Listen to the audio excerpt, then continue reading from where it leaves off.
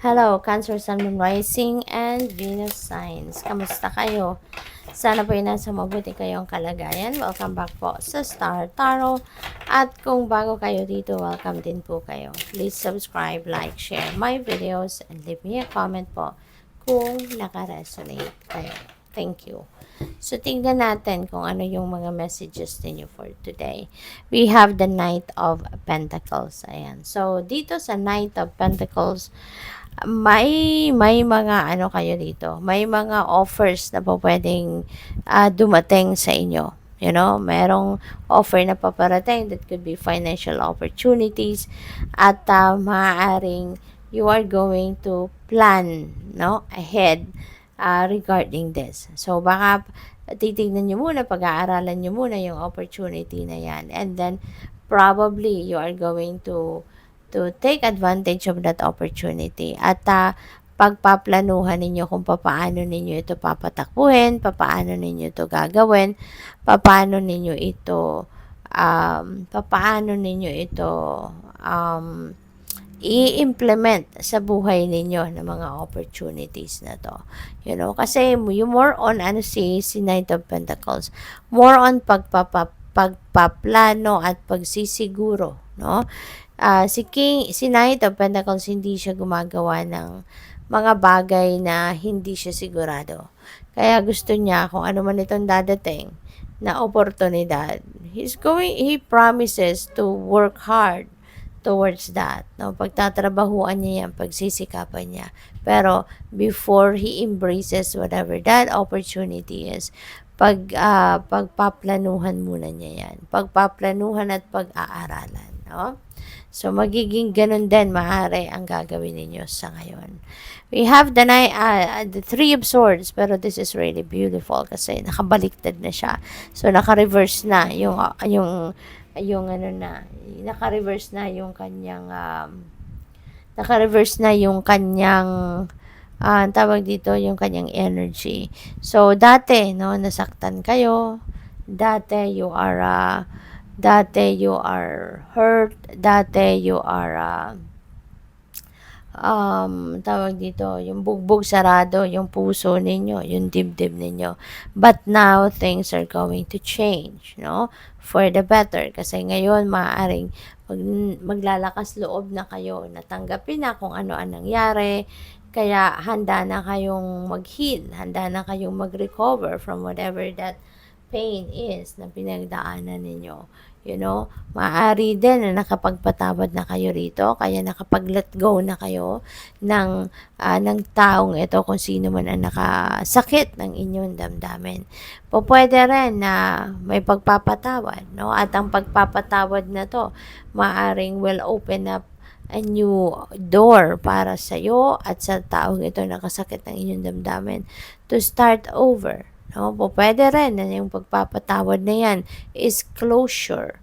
You know, pwedeng closure na to ng inyong relationship with that person na nakapagdulot ng sama ng loob sa inyo. So, that is also possible. No? So, good luck sa'yo.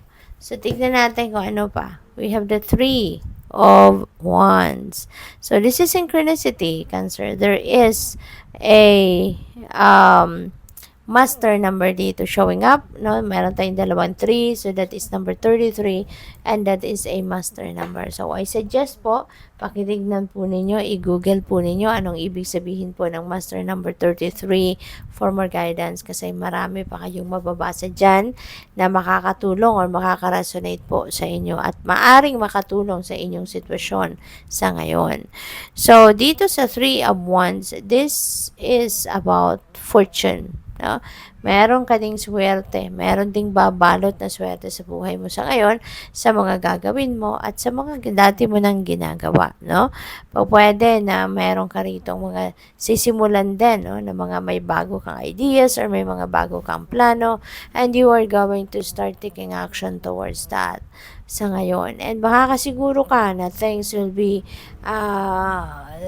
working smoothly, 'di ba? And it will turn out to be a good one, no? Magsasucceed ka sa kung ano man ang maaring sisimulan mo sa ngayon. Makakaano ka din, makaka-experience ka din dito ng prosperity and abundance, no? Kasi nga, siswertehin ka sa mga gagawin mo rito.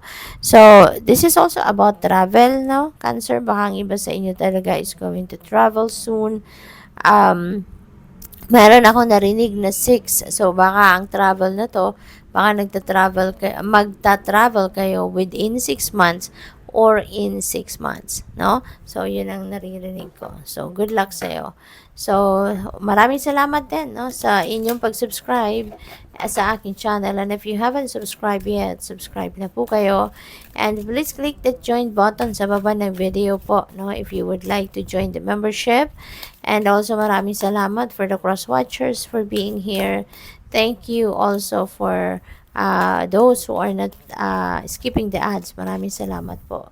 So, we also have a beacon, be an inspiration, light the way for others.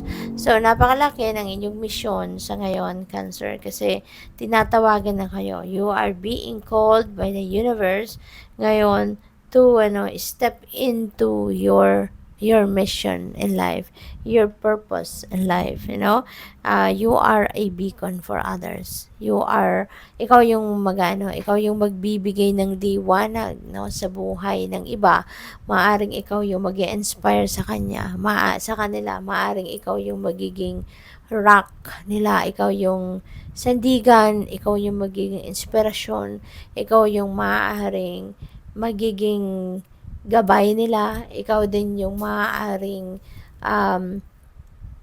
source ng kanilang inspirasyon at motivation, no? So, parang ikaw yung magpapaliwanag, ikaw yung magpapakita rin, or ikaw yung mag-guide sa kanila para makita nila yung liwanag din na kailangan nilang makita, no? So, yun, napakalaki ng inyong misyon sa ngayon, Cancer. We have anchored relationships. Let go now. Forgiveness is freedom. So, yan. So, maaari, no? Excuse me po. Na meron kang puputulin dito na relationship na. Because for sure, hindi na to ang para sa'yo. Hindi na to yung dapat nakabilangan mong relasyon. Hindi na to positibong epekto sa'yo ng relationship na to. And this could be related to this Three of Swords energy in reverse. Kasi, panahon na para parang tuldukan mo na yung relasyon mo sa taong ito, kung sino man itong nakasakit ng inyong damdamin. So, parang there will be no other chance pa. Diba? Maaring matindi ang ginawang pananakit nito sa'yo, ng taong ito. Kaya, even though napatawad mo na siya, that doesn't necessarily mean na makikipagbalikan ka or you're still going to welcome that person back sa buhay mo. So, parang ngayon, kung sino man yan, na nakapanakit ng inyong damdamin, maaaring kailangan mo na talagang tuldukan, put that closure na between the two of you. Kung ano man ang naging relasyon ninyo, hanggang doon na lang yon, no? So, even though napatawad mo na siya, wala na. No, parang hindi mo na siya dapat na balikan pa, or hindi mo na siya dapat na i-welcome back pa sa buhay ninyo. No? Yun ang napipick up ko dyan. Let go.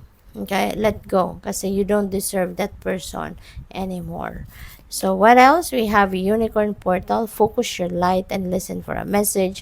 Kasi you are divinely guided. O, lalo-lalo na sa mission mo na ito, na you will inspire many people. You are going to be the beacon for other people. Napakalaking mission ito para sa iyo. Kaya lagi kang makinig, no, sa inyong intuition, because you are divinely guided. You will be led towards the right path. You will be supported, no?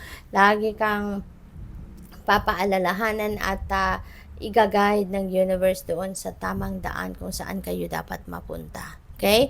Good luck po. Thank you for watching. Love and light. Namaste.